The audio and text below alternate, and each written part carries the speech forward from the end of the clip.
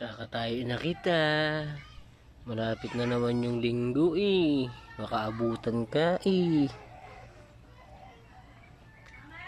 Estimated na kilo na ito. Nasa 2 kilo. Ayun lang. Ay ating dilinisin na to. Kasi ano, maglilinggo na naman. Baka mabiyaya na naman kami ng ganito. Salamat. Salamat sa bangkang dumaan. Siyempre, para sure. Uy! Harvest!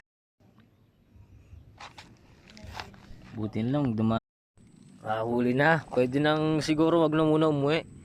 Nakahuli si Ite. Ano si Ite?